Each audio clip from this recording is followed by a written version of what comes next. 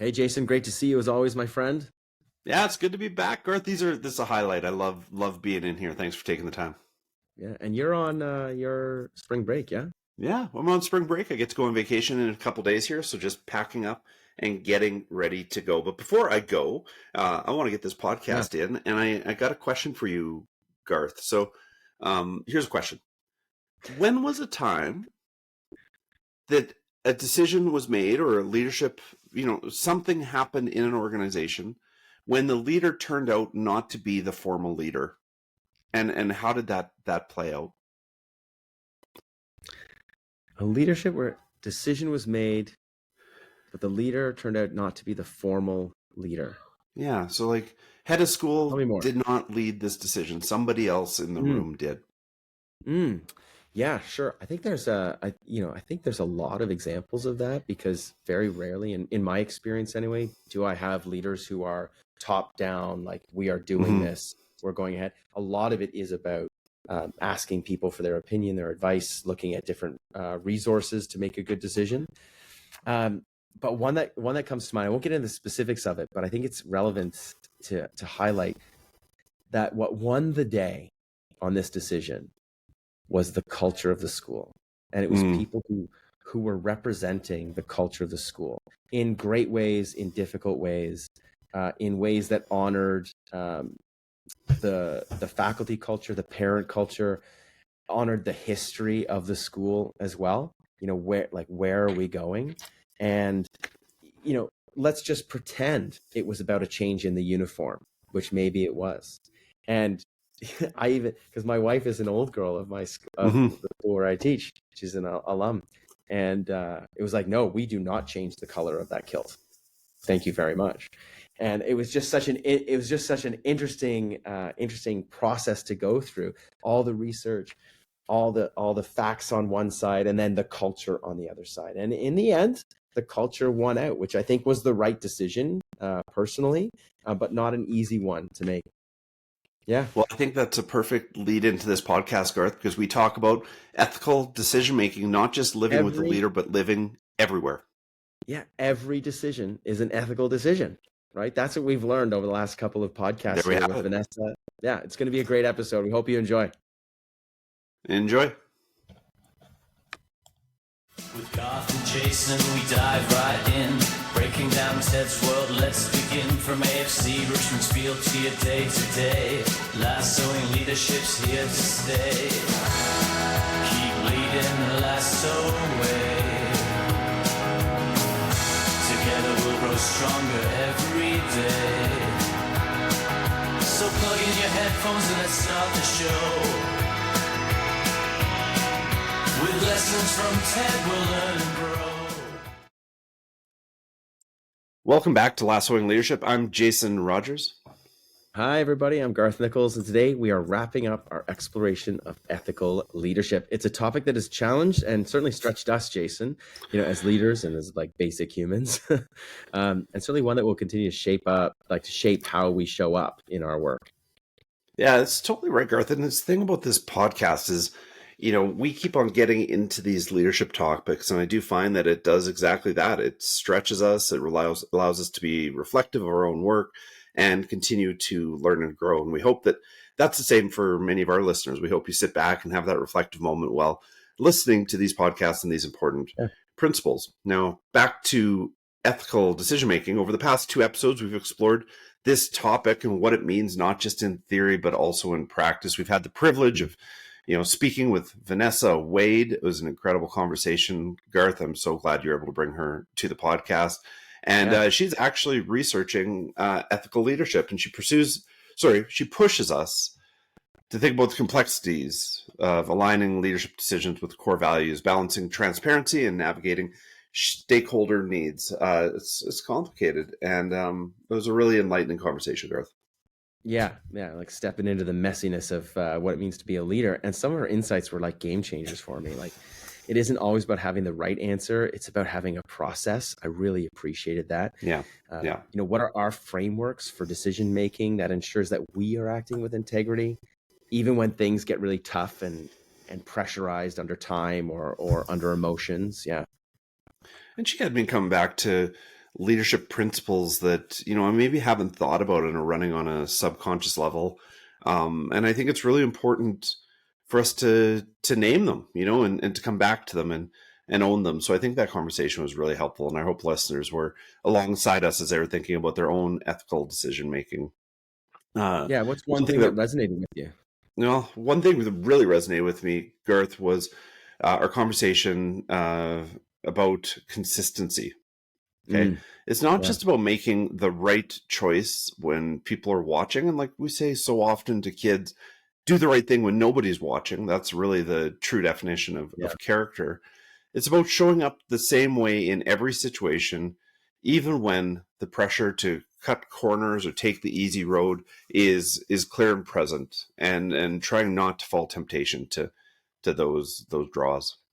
Yeah, yeah, and it brought to mind for me what we talked about in terms of different perspectives that shape ethical leadership, and something that is near and dear to my heart is including Indigenous ways of knowing, being, and doing, and frameworks of understanding things like time, Mm-hmm. space, connectivity. We had an incredible Indigenous elder at our school just the other day, and she brought to mind in front of our students this concept of all our relations. So when you're making ethical decisions, what's your sphere of impact and influence when you're making those decisions? Are you considering, the people, the space? Are you considering the land? Are you considering the impact of this decision in 5 months, in 5 years, in 5 decades? So I really love that was brought up, and I found it um, yeah, super powerful. And and one thing to reflect on was this notion of like this pulling together guide, which highlights how Indigenous ethics are deeply rooted in the values like honor, trust, humility, responsibility, things that we've talked about in this podcast, right? And leaders have to have that framework to move forward. But I love that we brought in different perspectives into the pod. Yeah, it's great.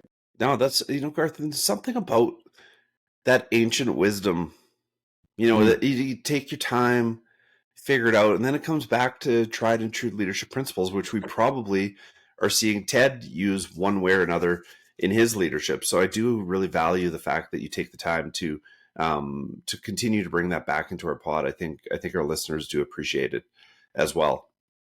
And those perspectives are absolutely so important, because ethical leadership isn't just about an individual decision making process. It's about how those decisions impact the broader community. Like you said, circles of impact is a really powerful philosophy, whether you're dealing with decision making or crisis response.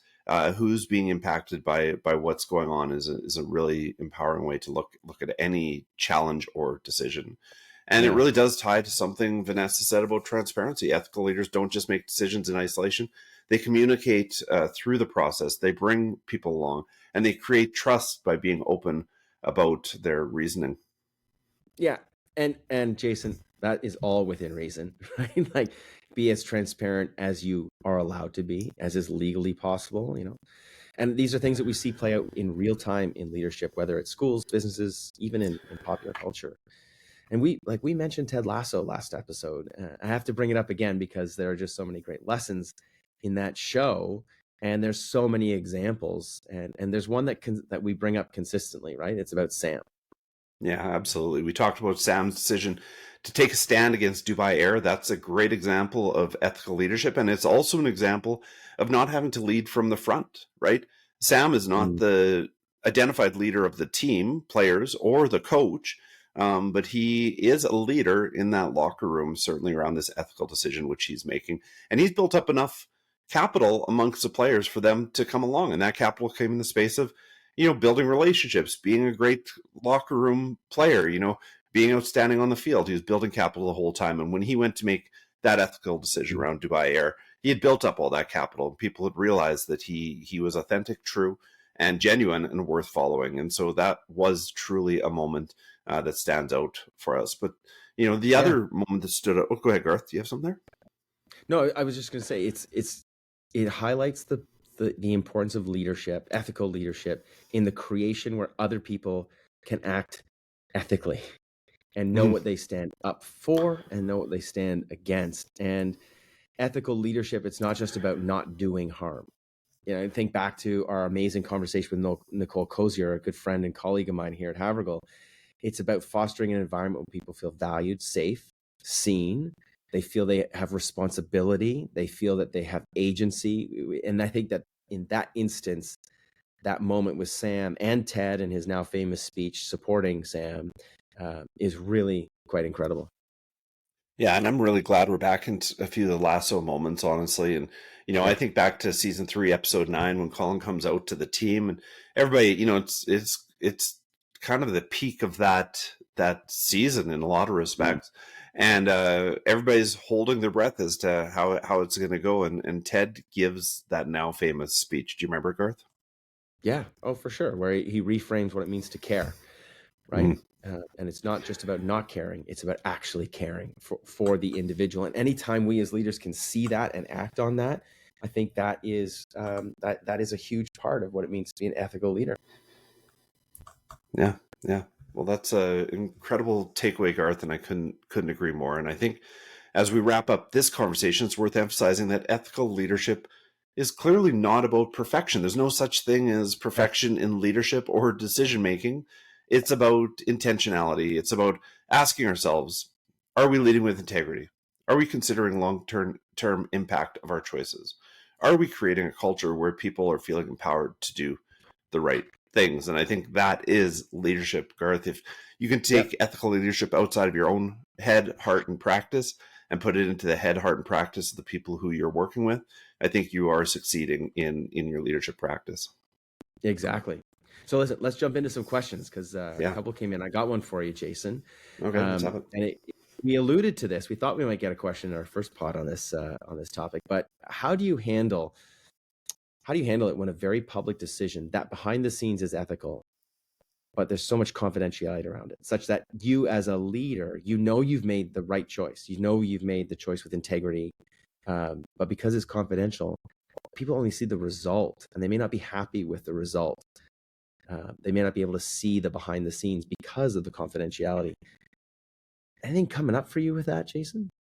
Yeah, that's a doozy, isn't it? That's the real question in it all, Garth. And I think that is the case study for all leadership.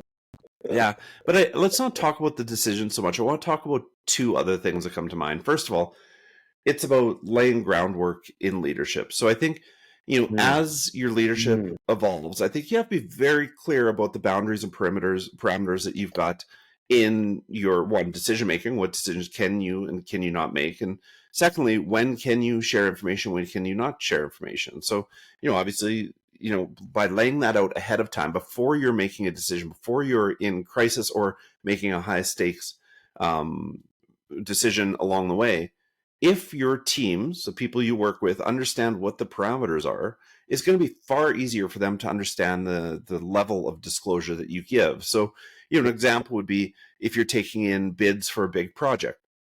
Those bids may be confidential, probably are, and you are likely going to announce the winner, and you're not going to announce the losers or the decision making or anything that goes along with that.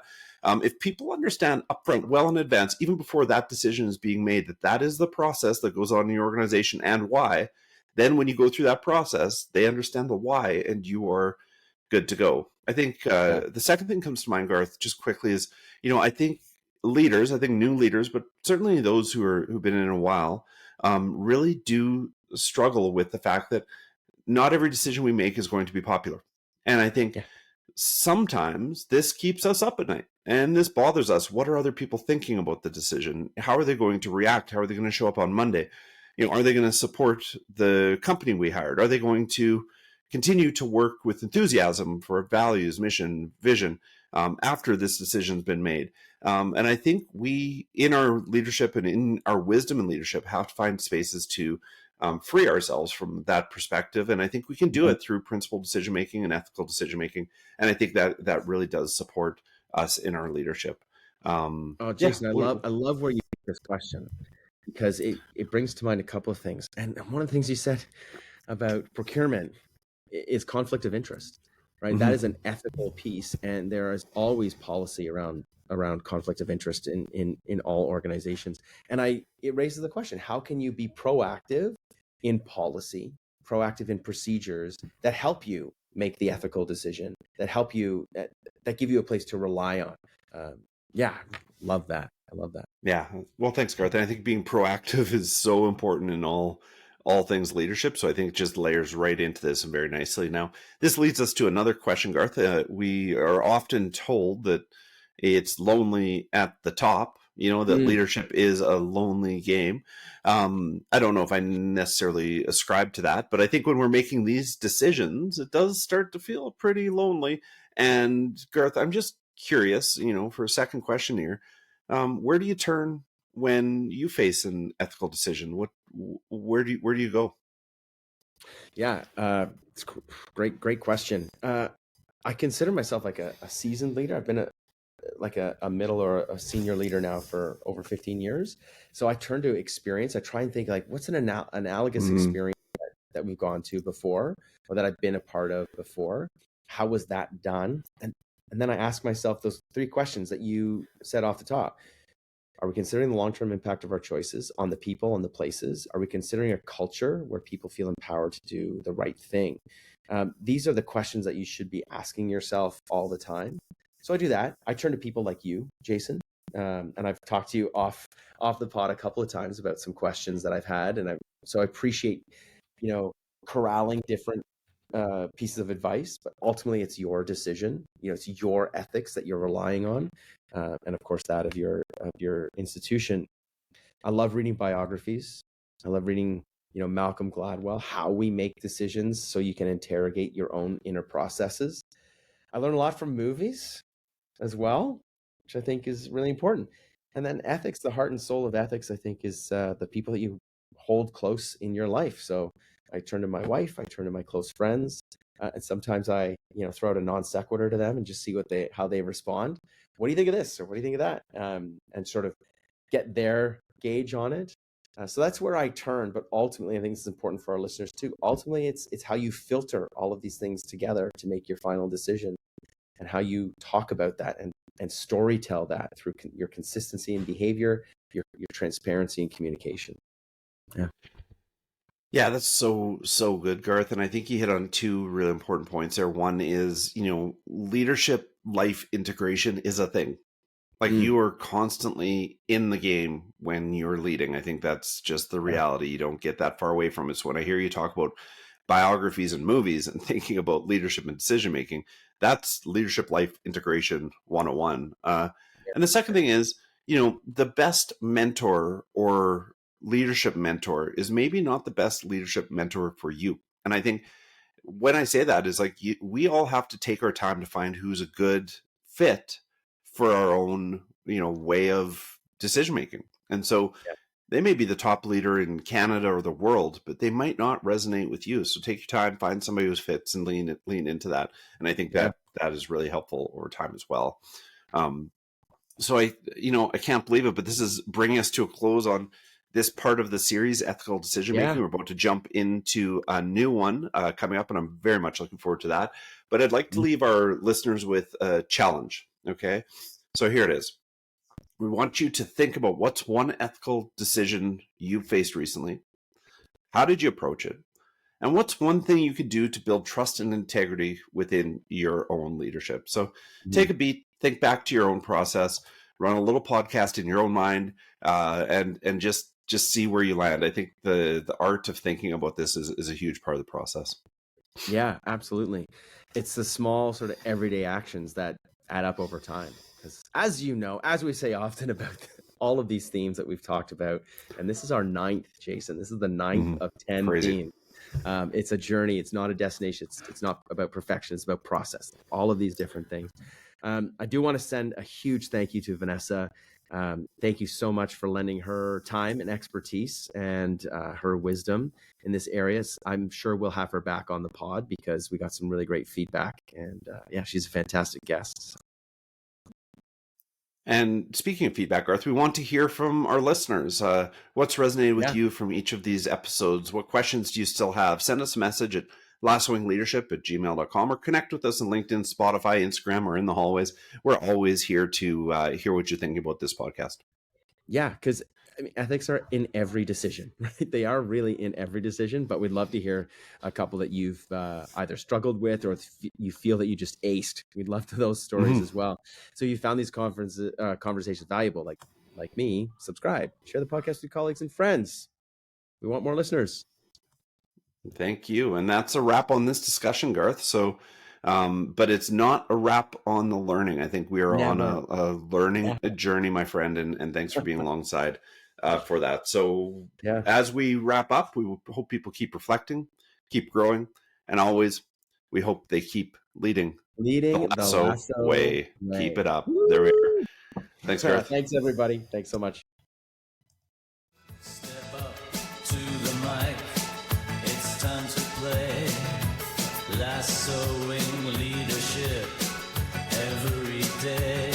From the pitch to the boardroom, lessons call to mind.